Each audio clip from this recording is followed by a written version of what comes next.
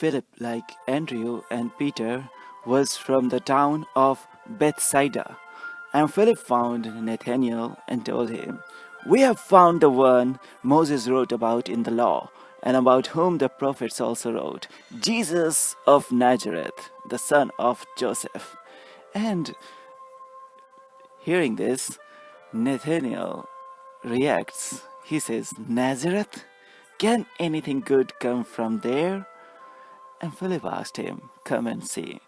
This is our story. All this talk about heaven and God and soul means nothing to an ordinary man. He has given heaven to, to all of us. But what we see is this, that what we already have is our heaven. But Nathaniel is not any ordinary person. When he goes by listening the words of the Philip to Jesus, and Jesus saw him, and Jesus says that here comes the real Israelite, and there is nothing wrong in him. And Nathaniel, when found that somebody is praising him, and there must be some aura or energy of Jesus so profound, seeing Jesus in person, Jesus is saying such a good thing about him. Then he asked Nathaniel, who doubted Jesus because of his nationality or the place of his birth, then he says that, "How do you know me?" And Jesus answers, "I saw you while you were sitting under the fig tree before the Philip called you." I don't know what exactly happened that time under the fig tree, and not even in the scripture it is written uh, very it is explained what has happened under the fig tree. But we found that this touched Nathaniel so deeply. Perhaps Nathaniel has some realization under the fig tree when Philip went to call him, and I don't know, and we don't know, nobody knows. So Nathaniel declares, "Rabbi, you are the Son of God, you are the King of Israel." Now something very important comes. Here Jesus says that you believe because I told you I saw you under the fig tree, you will see greater things than that. And then Jesus adds, "Verily I tell you, you will see the heaven open and the angels of God ascending and descending on the Son of Man." Now understand it. The point is this, that most of us, wherever we are living, that is our heaven. We are living in such a comfort zone that we don't want to see anything beyond our own understanding. Nathaniel is telling Jesus, "As you are the Son of living God." Nathaniel is acknowledging Jesus' divinity, but Jesus is trying to break the comfort zone of the Nathaniel, because the first impression of the Nathaniel we find is this, that he says that can anything good come from Nazareth, because perhaps he has read in the scripture that nothing can come from Nazareth.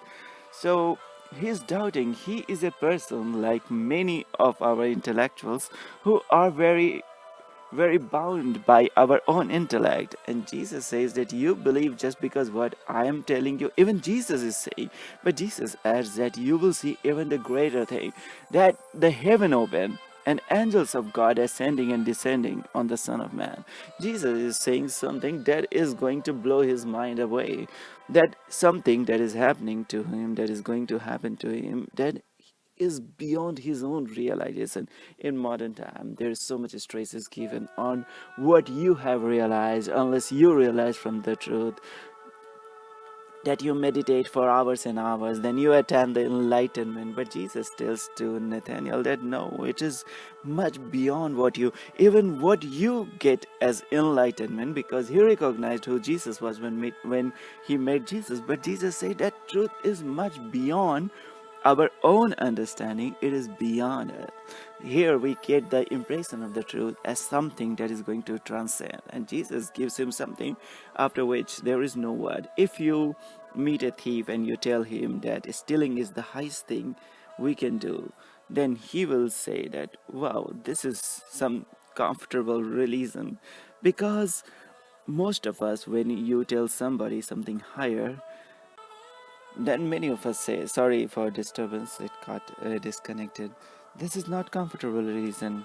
Give us something comfortable. Give us something that can help us, that can benefit us. So if we go and say to a thief that, stealing is the highest thing that we can do, then that person will say, wow, you are saying something great.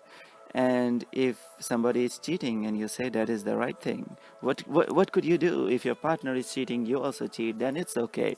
If the people in your office are cheating and you are cheating, then it's okay. Then that person will say that it is the comfortable religion. But Jesus is teaching something that is going to blow our head when it comes of religion, when it comes of the truth.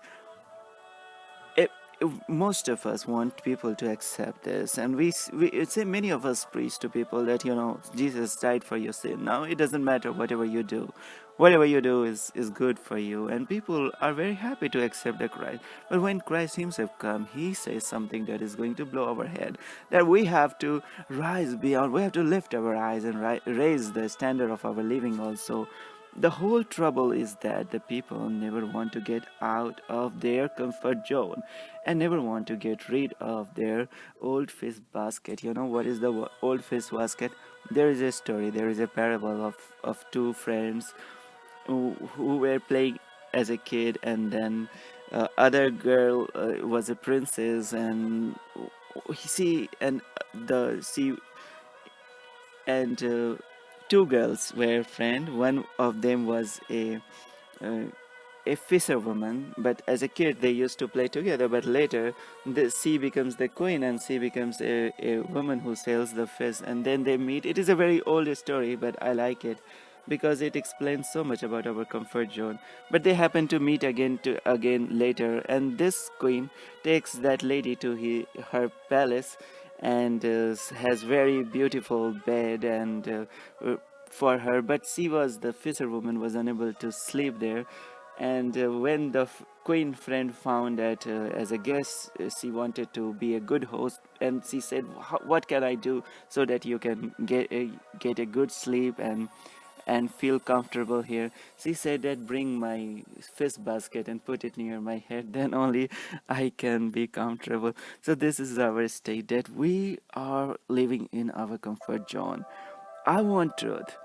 And that is simply means that I want my fish basket. And that's why Jesus is teaching to fishermen. And he wanted to raise their standard from fish basket to the palace. And Jesus is preaching that kingdom of heaven is at hand. When you have reached the knowledge, when you are equipped with this divine cross over your shoulder, all enjoyment of this world appears useless. Let them come and go. Nothing matters. What matters is we rise above our standard. What you have earned by your past action, they cannot be taken away from you. What you deserve, wealth, and even if you go to the forest, that will come to you.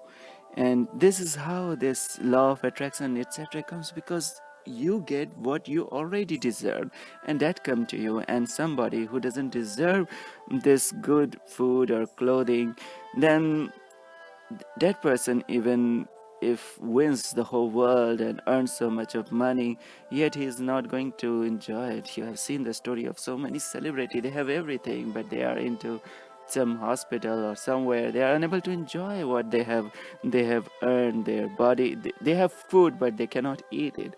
So it is the story that what give and it shall be given to you. Even hair of your head, a single hair of your head is counted. As a children, we all think that the world is made so very nice, and masses of pleasure are simply waiting for us, and we go there. But then we go out and we see the reality of the world, and our dreams vanish. Then, but it is not a dream vanish, it is a curtain that gets raised, and we are ready to realize that every city is built upon the ruins, or on the background of the forest. We burn forest to make the city, and then city civilization gets crushed and the forest gets built up again. So Jesus is teaching us something to rise beyond our comfort zone, to see the truth beyond what we understand. All the power and the knowledge and the wells one made has passed away. All the sciences of the past was lost forever. Lost is nowhere here. But so is the destiny of the present sciences too. Nobody knows how long it's going to be like this. Nobody knows how. And Jesus has spoken about his second coming, that nobody knows, not even the Son himself knows, like Jesus himself knows. It is only the Father who knows when Jesus is about to come again, because he wants us to rise beyond our knowledge to understand the Spirit. The natural desire of every person is to go towards the senses, and turning away from the senses takes us back to the God. And Jesus says that kingdom of heaven is within you. The kingdom of heaven is at hand. You see, we are going towards the senses, but when we get back, then we see that kingdom of heaven is so close, is within us, is the Spirit. It is waiting us, it is calling, it is knocking, like our heartbeat is perhaps somebody like the Christ from inside is knocking, tuck, tuck, tuck, tuck, tuck, tuck, tuck, tuck. Like that inn keeper, are we going to open this door or not? It's our choice. And it's a beautiful time of Christmas. I wish you Merry Christmas and Happy New Year. Enjoy and let Christ come to you and open the door. It is something that is going to be on your head and beyond your knowledge, but it is here. That's why Jesus has given a new command: love one another. Love is divine, love is beautiful. By love we see everything, and love is beyond all the knowledge. So with all the love and prayers, I thank you for listening to these words with so much of love. May God bless you and Merry Christmas.